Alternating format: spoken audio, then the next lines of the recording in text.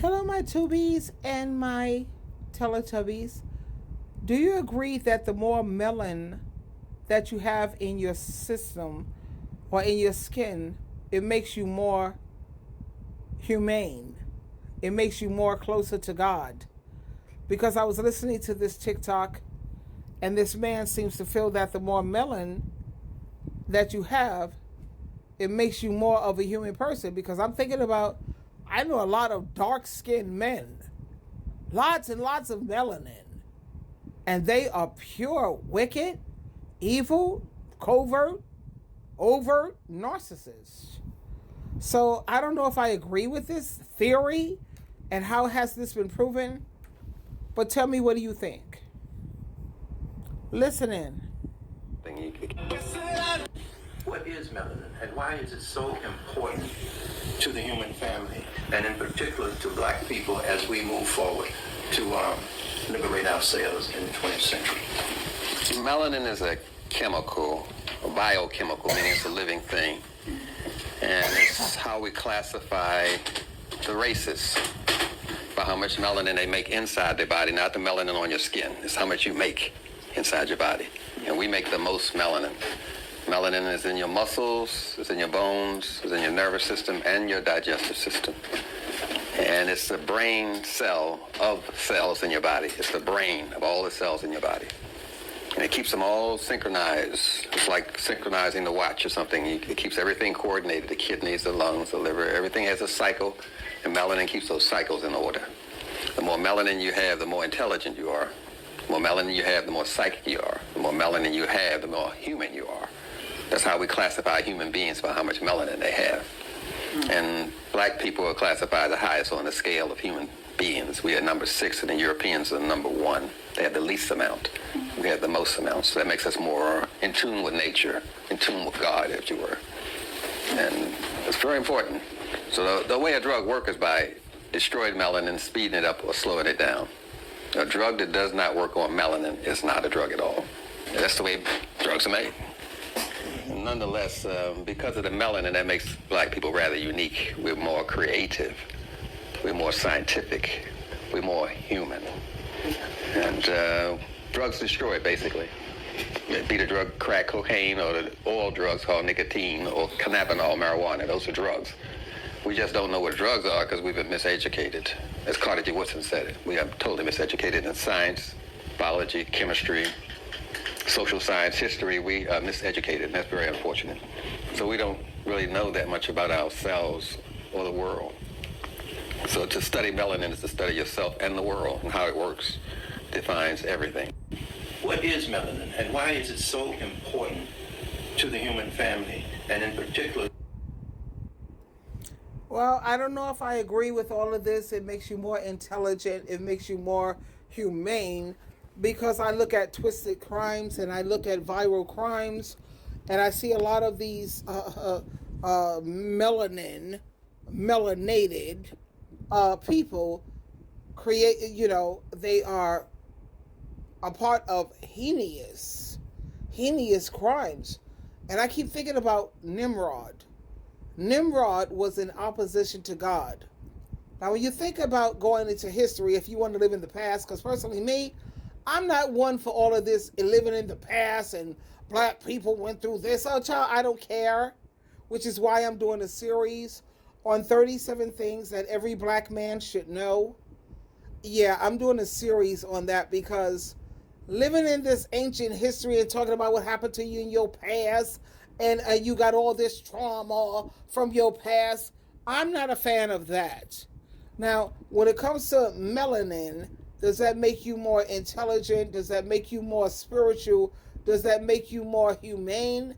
I tend to differ. I don't agree with that at all. And like I said, don't take my word for it, honey. Go on YouTube. It's free. Twisted crimes. Viral crimes.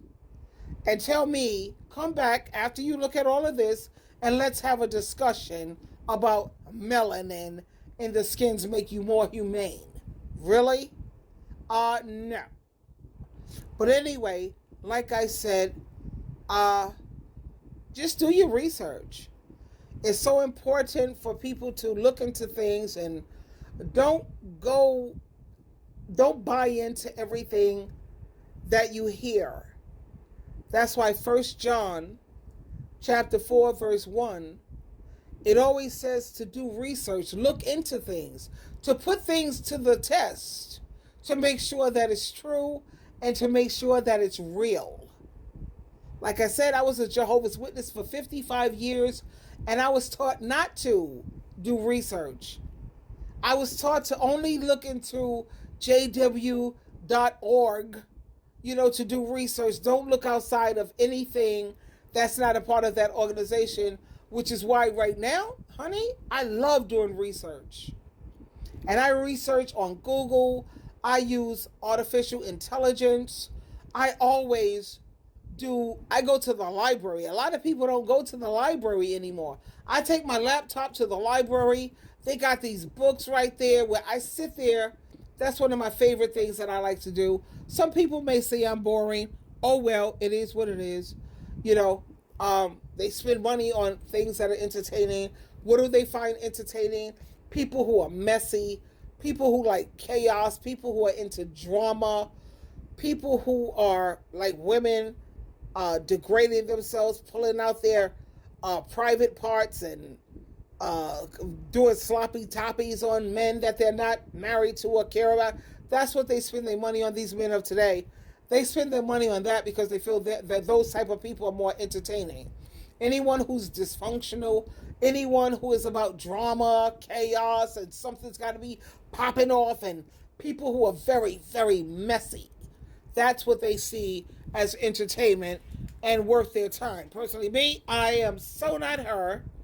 No, I like educational things. I like comedy. Anyone who can make me laugh, educate me, and teach me something new, or build me up spiritually, you got my full attention.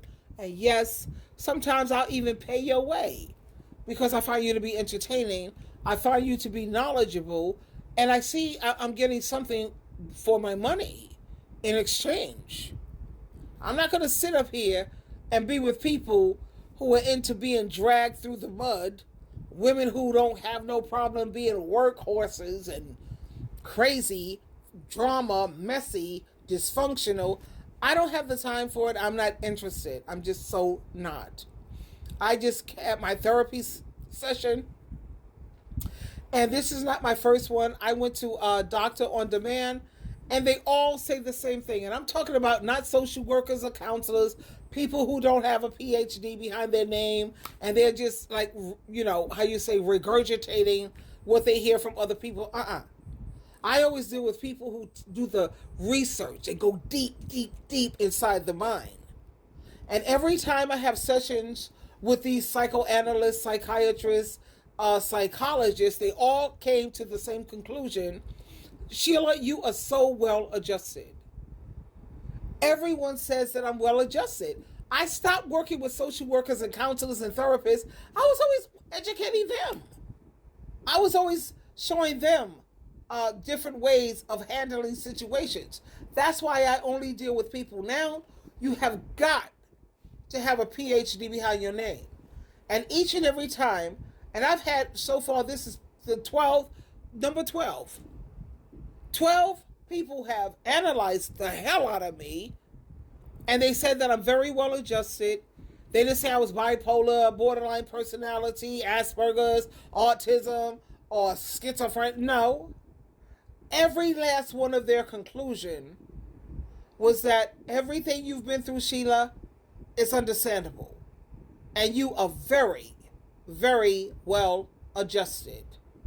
So that's what I work with, and I've got this from professionals because I know the way I see things and the way I think.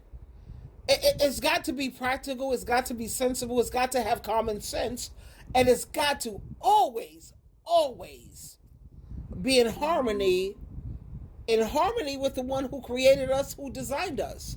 We don't know more than God or Jesus. Some people say higher power. No, the one who created us, our manufacturer, our designer, they're always going to know the best route and the best way to handle any and everything. And that's just the way I live. Twinkle, twinkle.